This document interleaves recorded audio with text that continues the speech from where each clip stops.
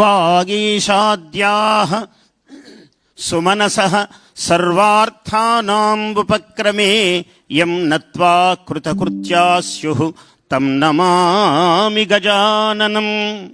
అందరూ ఉగాది పచ్చడి స్వీకరిస్తున్నారు కాబట్టి ఒక్క మాట అందరూ పలకవలసిందిగా నేను కోరుతున్నాను.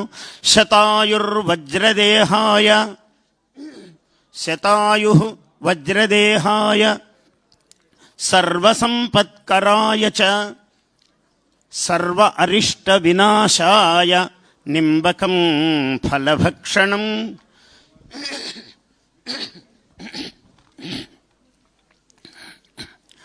ఇది పరాభవనామ సంవత్సరం ఉగాది. ఈ ఉగాది సందర్భంగా ఆంధ్ర ప్రజలకు, తెలుగువాళ్ళు ప్రపంచంలో ఎక్కడున్నా తెలుగువారికి అందరికీ ఆంధ్ర రాష్ట్ర తెలుగువారి ప్రియతమ నేత ఆంధ్ర రాష్ట్ర ముఖ్యమంత్రి వర్యులు శ్రీ నారా చంద్రబాబు నాయుడు గారికి, వారి యొక్క మంత్రివర్గ సహచరులకు, ప్రభుత్వమునకు, ప్రజలకు, అధికారులకు, నాయకులకు అందరికీ కూడా ఉగాది పర్వదిన శుభాకాంక్షలు, శుభ ఆశీర్వచనాలు. ఈ ఉగాది యుగస్య ఆదిహి యుగాదిహి అన్నారు. అంటే యుగము యొక్క ప్రారంభము. యుగము ఒక కాలానికి సంకేతము.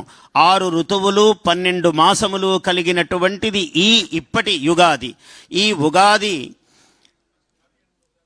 ఎందుకయ్యా చైత్రశుద్ధ ప్రథమ ఇవాళ ఈ చైత్రశుద్ధ పాడ్యమి నాడు ఎందుకు ప్రారంభమైంది అంటే, ఒకప్పుడు చైత్రే మాసి జగద్బ్రహ్మ ససర్జ ప్రథమే అహని, బ్రహ్మదేవుడు మొట్టమొదట సృష్టి ప్రారంభించిన నాడు చైత్రశుద్ధ ప్రథమ నాడే సృష్టిని ప్రారంభం చేశాడట.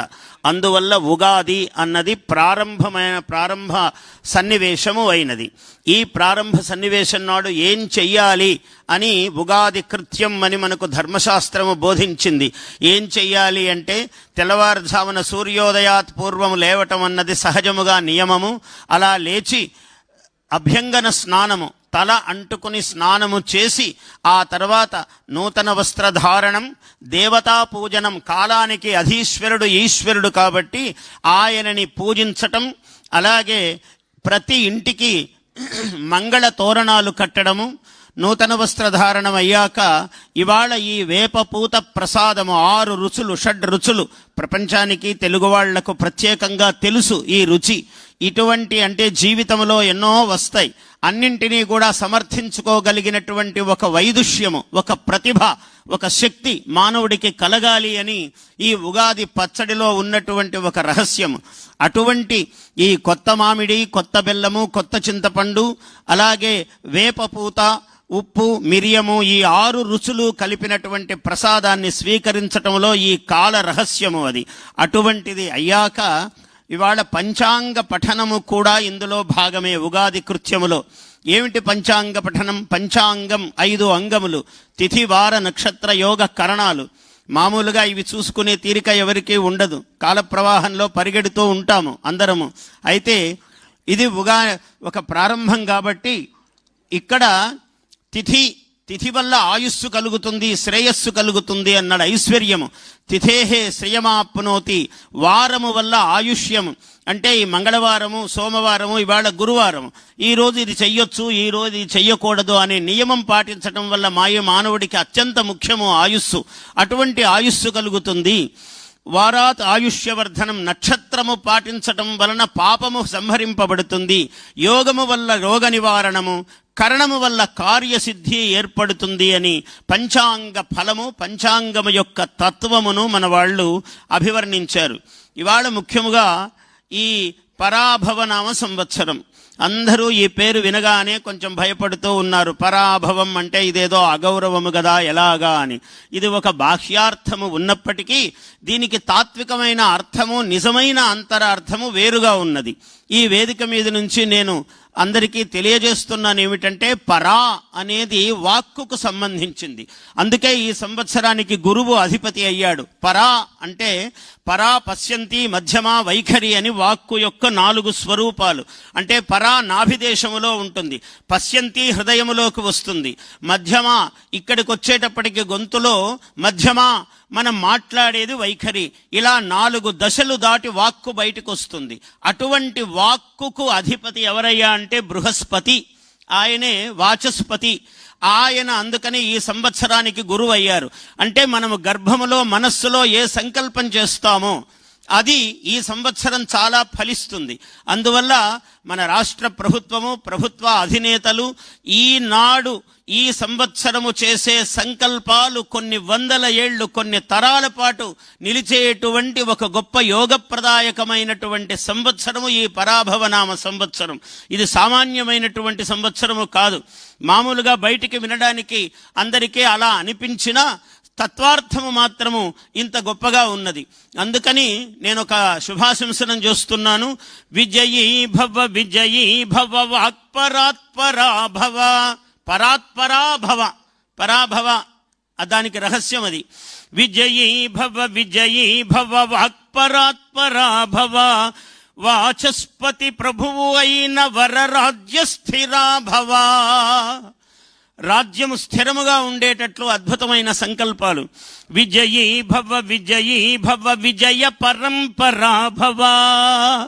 విజయీ భవ విభవ శ్రీ ప్రాభవ.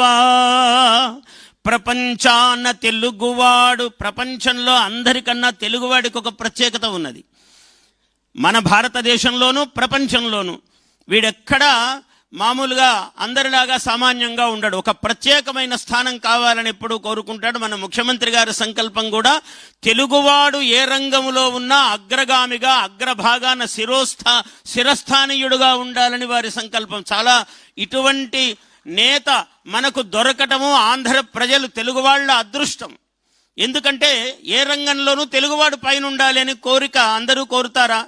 అటువంటి వాడు మన ముఖ్యమంత్రి. ప్రపంచాన తెలుగువాడు జయధ్వజం నాటుతాడు, తెలివిని శ్రమతో కలిపిన జైత్ర పరంపరా భవ.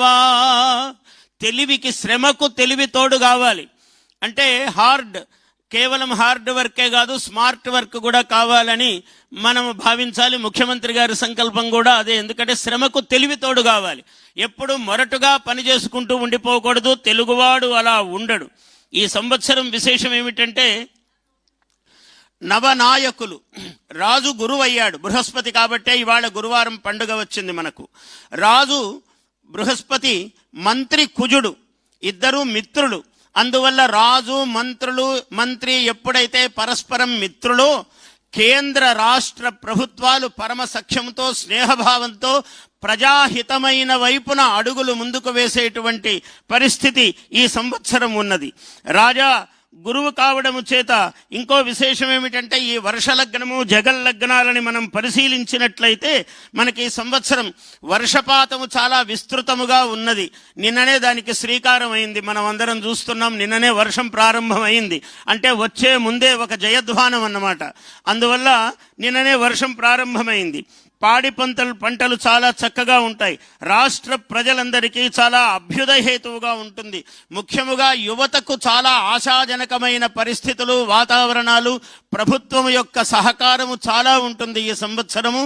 అలాగే జగల్లగ్నము వృషభము కావటం వల్ల స్త్రీలందరికీ కూడా చాలా అభ్యుదయహేతువుగా ఉంటుంది ఈ సంవత్సరం. ఇటువంటి విశేషాలు. తర్వాత గురువు ఎప్పుడైతే రాజుగా ఉన్నాడో, భాష, సంస్కృతి మనం చూస్తూనే ఉన్నాం గత సంవత్సరం నుంచి. ఇంతగా సాంస్కృతిక చైతన్యము ఎప్పుడు గతములో చూచి ఎరుగము. దాదాపు 200 మందికి పైగా సత్కారాలు చేయవలసి వస్తే ఆయనకు ఎంత ఓపిక, 2-3 గంటల పాటు నిలబడి ప్రతి ఒక్క వ్యక్తికి సత్కారం చేశారు.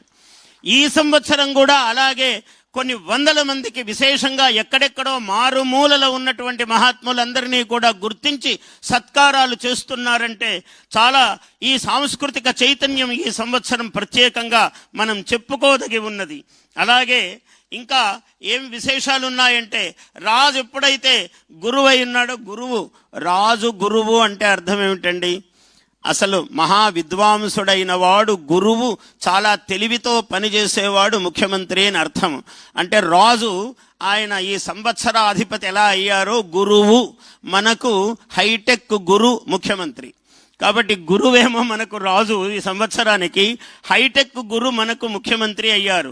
ప్రభుత్వము చేసే పనులు ఈ సంవత్సరము ఏమేమి సంకల్పాలు చేస్తారో, ముఖ్యముగా ఈ దేవతల నగరి, అది దేవతా నగరి, అది విశ్వనగరి, ప్రపంచములో గొప్ప నగరముగా ఎన్నిక కావడానికి, ఒక గుర్తింపు పొందడానికి ఈ సంవత్సరము పాలకులు ప్రభుత్వము తీసుకునేటువంటి అనేకమైనటువంటి విశేషాలు. ఆర్థిక బలము కూడా ఈ సంవత్సరం చాలా బాగుంటుంది. బుధుడు మంచి అనుకూలముగా ఉన్నాడు, అర్థమును కలిగించవలసిన వాడు. ఆర్థిక ప్రగతి ఈ సంవత్సరము ఎలాంటి తడుముకోకుండా అటువంటి సహకారాలు ప్రభుత్వానికి లభిస్తాయి. ఇది చాలా గొప్ప విషయం. ఎందుకంటే మహాలక్ష్మీదేవి యొక్క కృప ఉంటేనే ఏ పనులు జరగడానికైనా. ఇంకో ముఖ్యాంశం ఏమిటంటే, గురువు ఎప్పుడైతే రాజై ఉన్నాడో యజ్ఞ యాగాది క్రతువులు మామూలుగా మానవులందరూ చేసుకోవలసిందే. ముఖ్యంగా ప్రభుత్వము కూడా ఆ దిశగా నడవాలి. దానికి చాలా సౌకర్యం ఉన్నది. ఇవి ఎప్పుడైతే చేస్తామో ప్రజలకు ఎటువంటి ఇబ్బందులు లేకుండా, కారణం ఏమంటే వర్ష జగల్ మనకు లగ్నాలను సూచించినట్లయితే అంతర్జాతీయంగా అంతర్దేశీయంగా పరిస్థితులు కొంచెం అంత బాగా లేవు. అవన్నీ బాగా లేకపోవటం వలన సరిహద్దు ప్రాంతాలలో కొంచెం సమస్యలు ఉన్న కారణం చేత రాష్ట్రము ఎంత బాగున్నా ఎంతో కొంత ఆ ప్రభావాలు మన మీద పడతాయి. కాబట్టి ఆ దోషాలు ఉపశమించడానికి మనము యజ్ఞయాగాది క్రతువులు, ముఖ్యంగా దేవాదాయ శాఖ చేయవలసినటువంటి పనులు చాలా విశేషంగా ఉన్నాయి. నేను ఆ సూచన చేస్తున్నాను. అటువంటివన్నీ నిర్వహించవలసిన బాధ్యత మన మీద ఉన్నది. మీ టెంపుల్ టూరిజం అన్న మార్గానికి కూడా ఇది చాలా ఉపయోగపడుతుంది వాళ్ళ ఈ సంవత్సరం. ఎందుకంటే దేవుడు, మనం ఎంత గొప్పవాళ్లము ప్రతిభావంతులము అయినా దైవానుగ్రహము మనకు కలిసినప్పుడే. అందుకనే ఆర్టిఫిషియల్ ఇంటెలిజెన్స్, ఆర్టిఫిషియల్ కాదు ఆర్టిస్టిక్ ఇంటెలిజెన్స్ అంటే సౌందర్యాత్మకమైనటువంటి తెలివి. ఆర్టిస్టిక్ ఇంటెలిజెన్సే కాకుండా ఆధ్యాత్మిక ఇంటెలిజెన్స్ కూడా తోడైంది ఈ సంవత్సరం. ముఖ్యమంత్రి గారి ఆలోచన సరళిలో కూడా దైవ భావన సంపూర్ణముగా ఆవిష్కరింపబడుతూ ఉన్నది. అందువల్ల ఈ ఆధ్యాత్మిక ఇంటెలిజెన్స్ ఇవాళ అందరికీ అవసరమైనది. ప్రజలందరూ కూడా ఎవరెవరైతే దైవ భావనతో జీవితాన్ని సాగిస్తారో వాళ్లకు చాలా విశేషమైన అభ్యుదయము కలిసి వచ్చేటువంటి సన్నివేశము ఈ సంవత్సరము ఉన్నది. ముఖ్యంగా మనకు అమరావతి అన్నది అత్యంత రాజధానులకు ఒక విశ్వనగరము, ప్రపంచములోనే జేగీయమానమైనటువంటి నగరము కాబోతున్నది అమరావతి. అటువంటి సందర్భంలో అక్కడ లోకేశ్వరేశ్వరుడైనటువంటి అమరేశ్వరుడు అంటే సాక్షాత్తు దేవేంద్రుడు ఆయన పాదపద్మాల దగ్గర కూర్చుని పూజించాడు. అటువంటి అమరేశ్వరుడికి విశేషమైనటువంటి సేవ, ఆ యజ్ఞయాగాది క్రతువులు ఆయనకు జరిగినప్పుడు సంపూర్ణముగా ఈ నగరము దైవీ కళ సంతరించుకుంటుంది అని నేను సూచన చేస్తూ ఉన్నాను. ఇదంతా ఇందులో ఉన్న విషయాన్ని నేను సంక్షిప్తంగా చెప్తూ ఉన్నాను. అదేవిధంగా ఇవాళ 3-4 గ్రహాలు ఒక్కొక్క చోట ఉన్నాయి. ఆ ఉండటం వల్లనే అంతర్జాతీయ స్థితిగతుల్లో కొంచెం భేదం ఉంది. కాబట్టి మనము ఈ దేవతా లక్షణములతో జాగ్రత్త వహించి విశేషంగా రుద్రాభిషేకాలు, విశేషముగా సహస్రనామ పారాయణలు, ఇక్కడ దుర్గాదేవి అధివసించినటువంటి చోటు దుర్గా మల్లేశ్వరుల స్వామి దేవస్థానం. అందువల్ల ఇక్కడ చండీ పారాయణాలు, దుర్గా సప్తశతులు ఇలాంటివన్నీ కూడా విశేషంగా జరగవలసినటువంటి సన్నివేశము ఉన్నది. అయితే నేను సూక్ష్మంగా రాసులు ఎన్ని చెప్పినా కూడా మనము రాసుల యొక్క విశేషాలు ఎలా ఉన్నాయని అందరూ అనుకుంటారు. కాబట్టి నేను సంక్షేపంగా రాసుల గురించి చెప్తూ ఉన్నాను. ఈ సంవత్సరము దాదాపు 6-7 రాసులకు చాలా విశేషమైన యోగము ఉన్నది. మేషము చాలా యోగం ఉన్నది, మేషరాశి. అలాగే కర్కాటక రాశి చాలా బాగా ఉన్నది. అలాగే తులారాశి చాలా అద్భుతంగా ఉన్నది. ఆ విధంగానే మకర, కుంభాలు, మీనము కూడా చాలా విశేషంగా ఉన్నాయి. ఈ రాసులకు అంటే చాలా బాగున్నాయి కాబట్టి మనం ఎక్కువ పని చేయాలి. బాగున్నాయంటే పని చేయకపోవడానికి లేదు. చాలా ఎక్కువ శ్రమ, ఎక్కువ దైవభక్తి, ఎక్కువ జాగ్రత్తలు. మామూలుగా అన్ని రాసులకు అసలు గురువు ఎప్పుడైతే ఇక్కడ ఉన్నాడో మంత్రి కుజుడయ్యాడు కాబట్టి అక్కడక్కడ మాట తూలుతూ ఉంటారు. ఏ మానవుడు మాట తూలరాదు. మాట ఎంత జాగ్రత్తగా ఉంటే, మనం కొంతమంది పెద్ద నాయకులను చూస్తాం, మనకే ఉదాహరణ, ఎప్పుడూ మాట జారడు. ఆ మాట జారకపోవడములోనే మన మహత్వం అంతా ఉంటుంది. ఎంత బయటికి మాట్లాడితే బహుభాషిణ శ్రద్ధధాతి లోకః అన్నాడు. ఎక్కువగా మాట్లాడేవాడి మీద లోకానికి శ్రద్ధ ఉండదు అన్నారు. అందువల్ల మాలాంటి వాళ్ళమంటే మాట్లాడాలి, తప్పదు. మాకు కూడా చాలా నియమాలతోనే మాట్లాడతాం, ఎప్పుడు పరిధులు దాటకుండా మాట్లాడతాం. అలాగే సహజంగా ఏ వృత్తిలో ఉన్నవారైనా మాట ఎక్కువ తూలకుండా జాగ్రత్తగా పొల్లు మాట రాకుండా చూసుకోవటం అన్నది ఒక ప్రధానమైనటువంటి సందేశము ఈ సంవత్సరము గురువు కుజుడు మనకిస్తున్నాడు. మొత్తం నవనాయకులలో 7 మంది నాయకులు శుభావహంగా ఉన్నారు. మనకు 21 మంది ఉపనాయకులలో 16 మంది నాయకులు మనకు అక్కడ చాలా శుభాస్పదంగా ఉన్నారు. అందువల్ల ఈ సంవత్సరం ఎక్కువ శుభాలకే అవకాశం ఉన్నది. మన రాష్ట్ర ప్రగతి చాలా విశేషంగా ఉంటుంది. ప్రజలందరూ ఆనందించేటువంటి సన్నివేశమే ఉన్నది. ఇటువంటి వైభవాలన్నీ కలిగినటువంటి సంవత్సరము. ఈ ఆదాయ వ్యయాలు ఇవన్నీ కూడా సహజముగా మనం సమీక్షించుకోవలసిందే. శాస్త్రమునెప్పుడు ఉల్లంఘనం చేయరాదు, తేలికగా మాట్లాడరాదు. పంచాంగం ఏముందిలేండి, అదేముందిలేండి అని మనం అనుకోరాదు. ఎందుకంటే సర్వము మన సర్వశక్తులు కాలాధీనములై ఉన్నాయి. కాలము ఏష కాలహ నిరాకృతి అన్నాడు. కాలము అన్నియుంచేయును అన్నాడు. కాలము చెయ్యనిది లేదు ఈ ప్రపంచములో. ఏదైనా చాలా గొప్పగా ఉన్నదంటే వాడి టైం అండి అలా ఉందండి అంటారు. ఏదైనా బాగాలేదంటే టైం అండి అని చెయ్యి కిందకి అంటాం. ఏదైనా టైము అంటే కాలము, కాలమే అన్నింటికీ గొప్పది. అటువంటి కాలము సర్వోన్నతముగా సర్వోత్తమముగా మనకు అద్భుతమైనటువంటి అనుగ్రహాన్ని ప్రసాదించాలి అని కోరుతూ, అటువంటి కాలము మనకు సర్వానుగ్రహప్రాయముగా ఉండాలని ఆ కాలస్వరూపుడైనటువంటి పరమేశ్వరుణ్ణి ప్రార్థిస్తూ, నేను కాలము గురించే చెప్తున్నాను కాబట్టి కాలమును ప్రతి సెకను కూడా లెక్కగానే నేను పాటిస్తూ నా భాషణాన్ని స్వస్తి ప్రజాభ్యః పరిపాలయంతాం, ఎందుకంటే మొట్టమొదట ప్రజలకే స్వస్తి అన్నాడు శాస్త్రములో కూడా. పరిపాలయంతాం వెంటనే ఎక్కడికి వెళ్ళాడంటే రాజులు ధర్మముగా పరిపాలించాలి, ప్రభువులు. స్వస్తి ప్రజాభ్యః పరిపాలయంతాం న్యాయేన మార్గేణ మహీం మహీషాః. ప్రభుత్వం ఎప్పుడైతే ధర్మప్రదముగా ప్రవర్తిస్తుందో ప్రజలందరికీ క్షేమం కలుగుతుంది అన్నారు. అలా చాలా నిత్యోత్సాహముతో వయస్సును లెక్కం చేయకుండా ఒకే మాట చెప్తాను. ఆయన కాల కిరీటధారి మన ముఖ్యమంత్రి చంద్రబాబు నాయుడు గారు. కాలమును కిరీటముగా మలుచుకున్న మహాప్రతిభాశాలి. అందరికీ అలా చేత కాదు, చాలా కష్టము. మనము ఆదర్శముగా తీసుకోవాలి. ఏమిటంటే కాలములో అనేక ఒడిదుడుకులుంటాయి. ఎటువంటి పరిస్థితినైనా ఎన్నుకొని నిలబడి దాన్ని కిరీటముగా మలుచుకోగలవాడే మహనీయుడవుతారు. అటువంటి ముఖ్యమంత్రి గారికి, వారి కుటుంబమునకు, వారి యొక్క మంత్రివర్గ సహచరులకు శతమానం భవతి శతాయుః పురుషः శతేంద్రియ ఆయుష్యేవేంద్రియే ప్రతిష్టతి. బ్రహ్మశ్రీ మాడుగుల నాగఫణి శర్మ గారికి ముఖ్యమంత్రి వర్యులు సత్కారం గావిస్తారు. పంచాంగ పఠనం గావించినటువంటి పెద్దలు బృహత్ ద్విసహస్రావధాని బ్రహ్మశ్రీ డాక్టర్ మాడుగుల నాగఫణి శర్మ గారు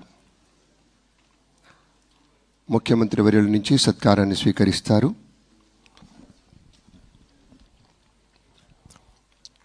ముఖ్యమంత్రి గారే సంయుక్త ఆంధ్రప్రదేశ్లో వారికి అవధాన సరస్వతీ పీఠానికి అక్కడ శిల్పారామంకి ఎదురుగా ఉన్న స్థలాన్ని కేటాయించారు.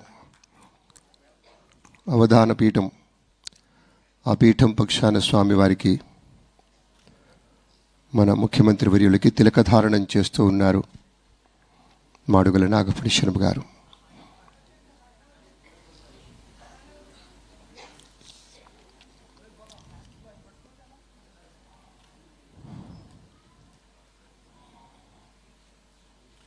ఆంధ్రప్రదేశ్ రాష్ట్రం మొత్తం సమృద్ధిగా అభివృద్ధి పథాన వెళ్ళాలని వారి యొక్క శుభకామన చేశారు. వారిని ముఖ్యమంత్రి వర్యులు శాలువతో సత్కరిస్తూ ఉన్నారు, పూమాలతో సత్కరిస్తూ ఉన్నారు. నూతన వస్త్రాల బహూకరణం జరుగుతోంది. అవధాన సరస్వతి బ్రహ్మశ్రీ డాక్టర్ మాడుగుల నాగఫణి శర్మ గారికి ఇప్పుడు ప్రత్యేకంగా ఇది ఉగాది నూతన వత్సరం. మనకి తిరుమల తిరుపతి దేవస్థానం వారి పంచాంగం ఆవిష్కరణం, దాని తర్వాత వ్యవసాయ పంచాంగం ఆవిష్కరణం, ఆ పిమ్మట ఉద్యాన శాఖ వారి నుంచి ప్రత్యేకంగా ప్రచురించిన హార్టికల్చర్ పంచాంగం ఒకదాని వెంట ఒకటిగా ముఖ్యమంత్రి వర్యుల యొక్క కరకమలాల మీదుగా ఆవిష్కృతం అవుతాయి. దాని తర్వాత మన కల్చర్ డిపార్ట్మెంట్ నుంచి యాన్యువల్ ఈవెంట్స్ క్యాలెండర్ కూడా లాంచ్ చేస్తారు. శిల్పారామం క్యాలెండర్ కూడా లాంచ్ చేస్తారు. శిల్పారామంకు సంబంధించి గౌరవనీయురాలు మేడం కిందనే ఉన్నారు, మంజులారెడ్డి గారు. అమ్మ ముందుకు రండమ్మా, వేదిక మీదకి రావాల్సిందిగా మీకు వినమ్ర మనవి. తిరుమల తిరుపతి దేవస్థానం శ్రీ వెంకటేశ్వర ప్రభు యొక్క కృపతోటి చక్కగా పంచాంగం ఆవిష్కృతమైంది. ఆ వెంటనే వ్యవసాయ శాఖ వ్యవసాయ పంచాంగం ఆవిష్కృతం చేస్తూ ఉన్నారు.